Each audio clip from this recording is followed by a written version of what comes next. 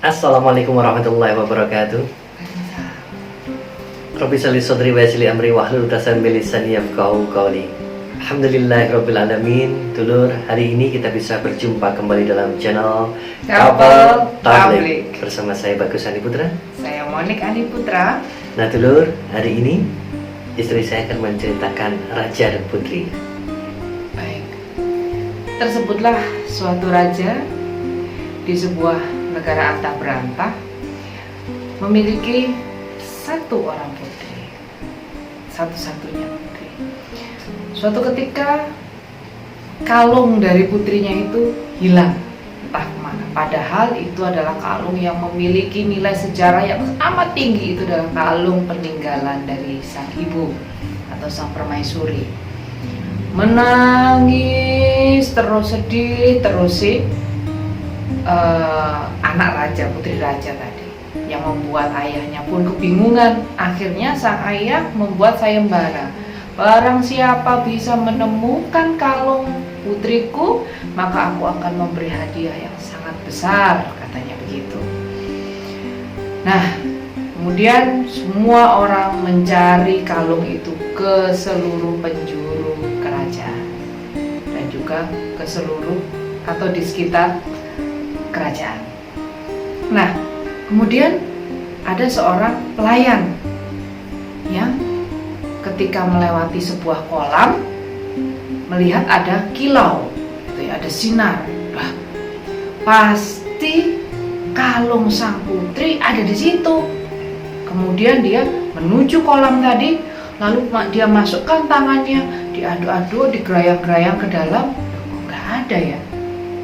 Kemudian ketika dia duduk lagi di sisi kolam, kolam itu bersinar. Berarti ada di situ, mungkin ada di dasar kolam. Maka dia menceburkan dirinya ke kolam itu. Dia mencari, menyelam, lalu mengaduk-aduk. Akhirnya sampai kolam itu menjadi keruh. Nah, dia sudah capek. Lalu dia kembali duduk di tepi kolam sambil dia termenung. Kok bisa ya? Padahal itu ada sinarnya loh. Berarti kan ada di situ, tapi kok saya nggak bisa nemu ya? Nah, ketika dia sedang termenung, datanglah seorang penasehat sang raja. Wahai pembantu atau apa ya namanya itu, pelayan. Wahai pelayan, ada apa? Kamu kok duduk sambil termenung di situ? Ya penasehat, saya itu tadi melihat ada sinar di kolam itu.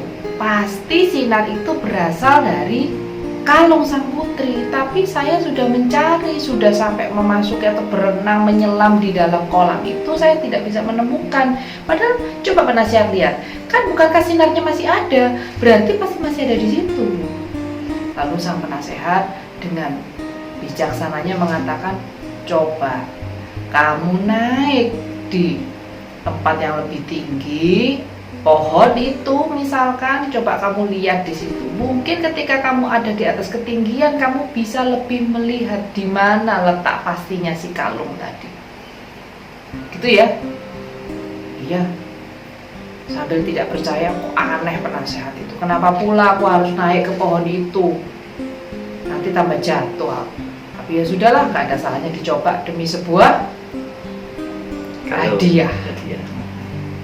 Kemudian dia naik ke pohon itu. Tanpa diduga, tanpa dinyana, ternyata kalung dari sang putri itu menggantung di salah satu ranting pohon yang dia panjati tadi. Jadi, si kalung tadi sinarnya itu dipantulkan oleh bulan dan kemudian bayangannya ada di dalam kolam.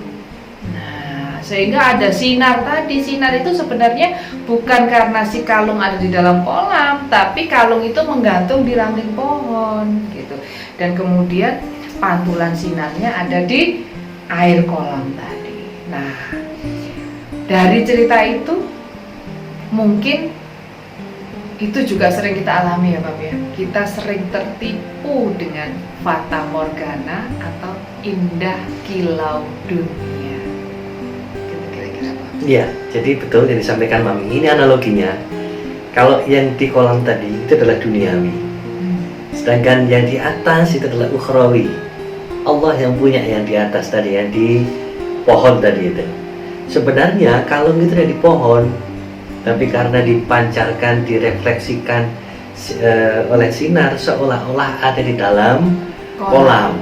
Itulah seolah-olah ada di dalam dunia.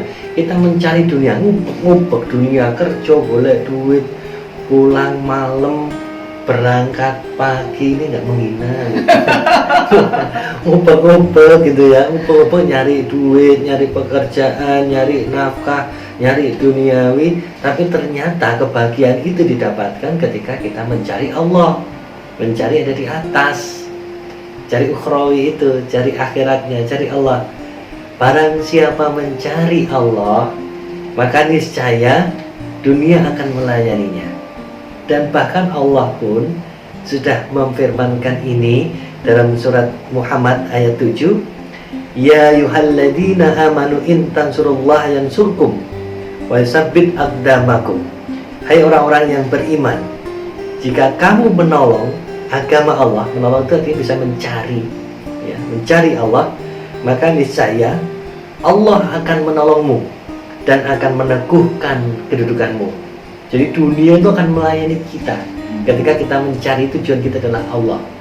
Bahkan jangan silau, jangan kena fata morgananya dunia, karena dunia itu hanya separuh atau sebelah sayap nyamuk.